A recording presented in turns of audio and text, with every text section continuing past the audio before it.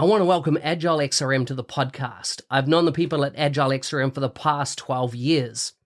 I've seen how their business process management tool can add massive value to complex organizational processes in sectors such as finance and government.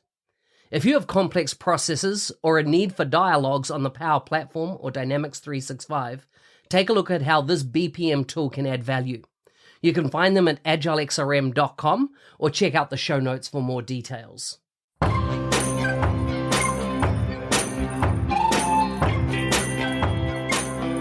Welcome to the MVP Show. My intention is that you listen to the stories of these MVP guests and are inspired to become an MVP and bring value to the world through your skills. If you have not checked it out already, I do a YouTube series called How to Become an MVP. The link is in the show notes. With that, let's get on with the show. Today's guest is from Hannover, Germany. He's a senior consultant at SoftwareONE. He's awarded his first MVP in 2020. He's a co-founder of the Microsoft Cloud and Collaboration Community in Hannover and the Power Platform User Group in Hannover. Fantastic effort. You can find links to his Twitter, LinkedIn, and blog in the show notes for this episode. Tomislav, welcome to the show. Hello. Thank you, Mark. Hello to everyone who is listening. Thanks for the invite. Glad to be here. Good to have you on the show, because I have been following you, should I say stalking your Instagram account for some time and seeing all the activities you get up to. You always seem to be out in the countryside, exercising in some way, and it just looks amazing. I'm riding the bicycle because I'm also in the home office like every other one in the current situation, but I need to have a little bit of fitness, I would call it. So I'm riding bicycle, sometimes only half an hour, sometimes 35 kilometers to 50 kilometers. It depends on how many time I have. Wow. So good. So tell me about Hannover and also maybe explain your name, because it doesn't look like a German name to me. That's correct. Tomislav Karafilov is my name. My parents are from northern Macedonia, from Yugoslavia. They went to Germany 72, I think. But I'm born in Germany. I went to school in Germany. I have studied in Germany. I loved in Germany. I also love till now. I've built a house. I have children. So everything of my life is in Germany. And yes, I'm living in the near of Hannover. We built a house 50, 60 years ago, and the children are grow up. So everything is fine. Everything is all right here. It's nice.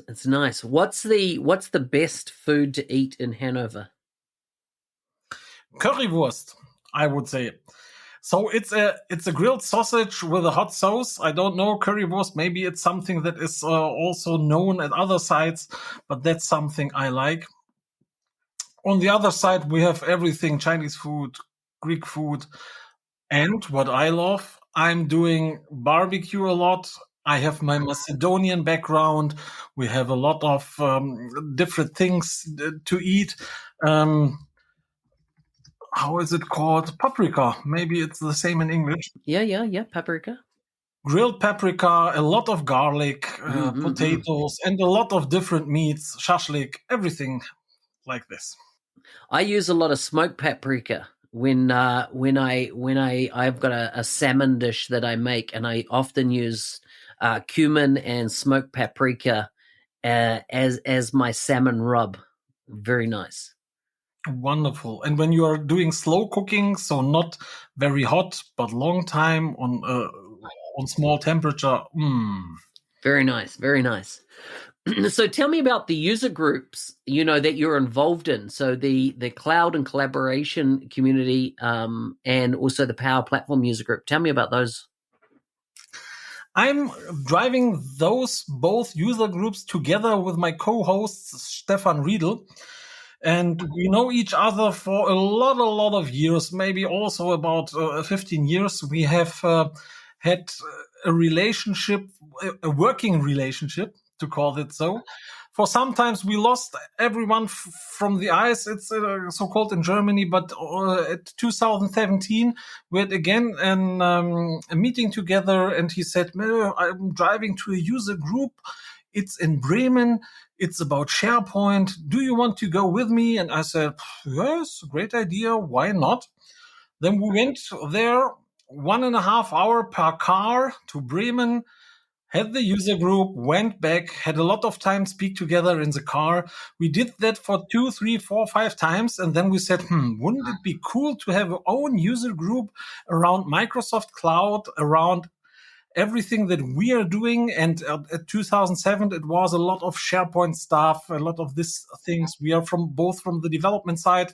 And so we decided, hey, let us join the user group in Bremen still, but let us build our own user group. And for that, we created the Microsoft Cloud and Collaboration Community, because we said we want to focus on the Microsoft Cloud, not only on SharePoint. We have sometimes Azure themes. We have SharePoint teams now. And after a little bit of time, because Stefan and I, we are from the development part of the journey, the Power Platform raised, and we said, hey, it would be also cool to have a little bit of a separation. So let us build also a Power Platform user group to talk about these themes. And that's the reason why we have 2 user groups here in Hannover. Wow.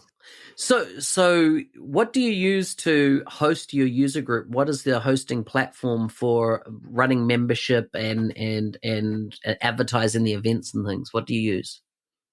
So currently, we are using meetup.com as the platform where we are announcing our events.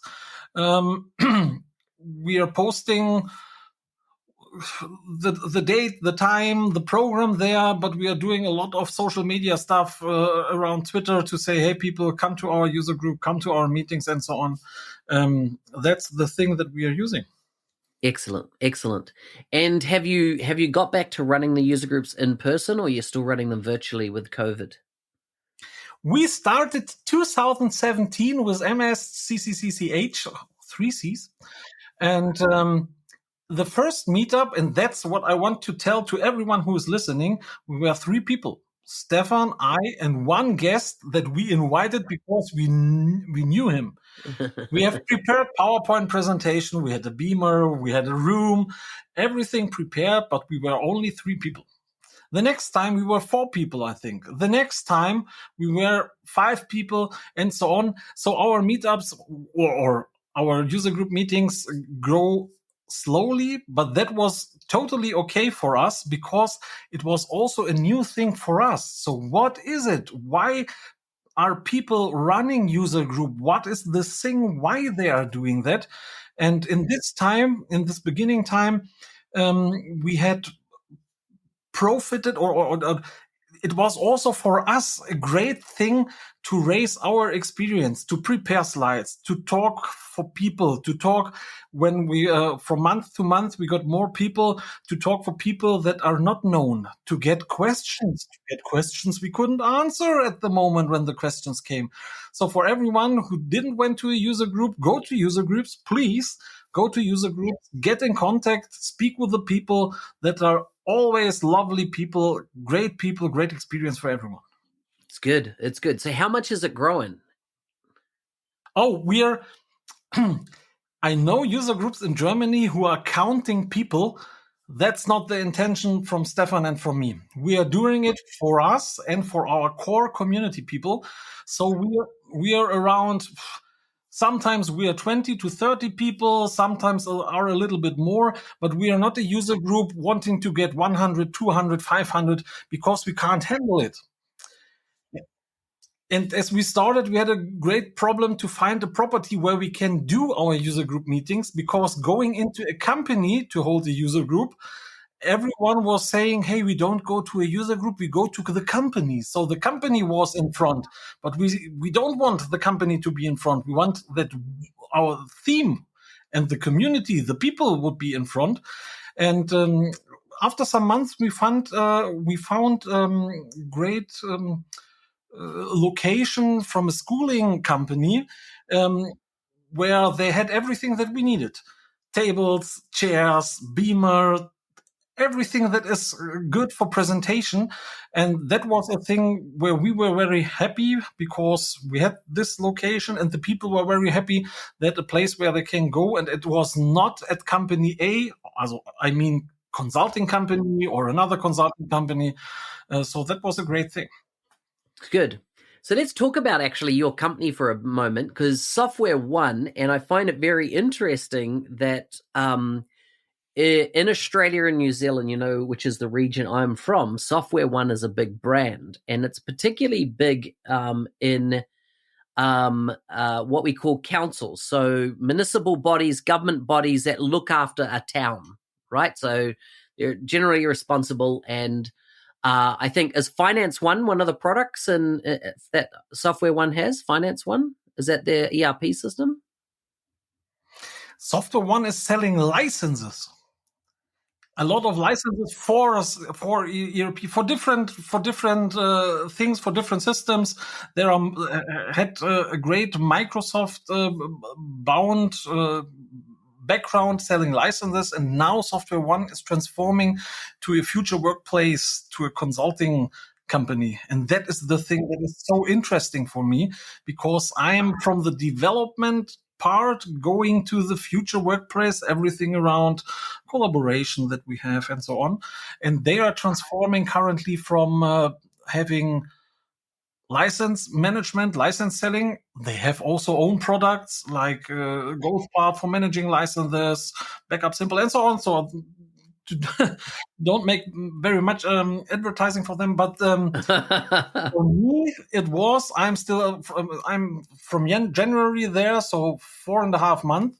I'm in the future workplace advisory team, where I have the opportunity or the possibility to get many projects from different customers to everything around Power Platform, but also SharePoint, Teams, and so on. That's wonderful. Mm-mm. So let's talk a bit about the Power Platform. What type of projects are you typically doing? As in, what type of apps are you building? What are the use cases, if you like, for the apps that you're building? Oh, that is a wide range of things we are doing. So it depends. We call it, or I call it also a little bit, it depends on the maturity of the customer. So everyone in the current situation maybe has turned on Teams, are using Teams, maybe they are using SharePoint and so on. So everything that they have is the collaboration part. And when you're using SharePoint, then you have something like, oh, I can edit this SharePoint form via a Power App. What is Power Apps? Oh, I can open this. Interesting. We had a great governance. We couldn't share with someone externally and so on, but I can click on this Power Apps or Power Automate, and there I can use connectors to send every of our HR files via email into the world. And no, that's not correct. Don't forget the Power Platform governance part. So it depends. When we are coming to customers that are new to the Power Platform, we are asking and looking for how is the governance inside of the company. If governance is missing, we are doing something like a admin and governance workshop with the customers together to say, hey, these are the possibilities the platform offers. We can show everything of this. And then we have to decide together what are the options we should turn on or turn off in your company. And then are the next steps for companies that are using Power Apps or Power Automate to get in touch with the process people. So we're in touch with the admins, with the IT, if we have IT-based projects, but also with the people who are doing the business, because they know the business, but they don't know the tools. And we are a little bit like a translator, business translating to functionality with Power Platform.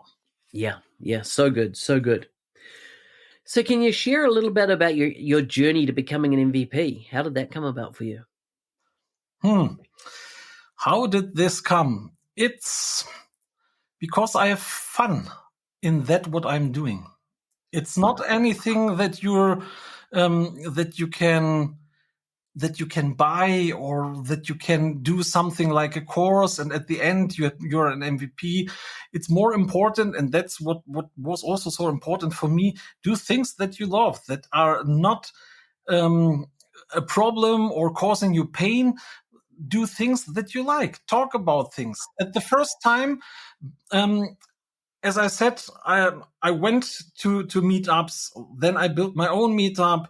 I was an organizer. Then I'm a speaker at a small meetup, a speaker at a conference. Maybe I'm a speaker now in different conferences and so on.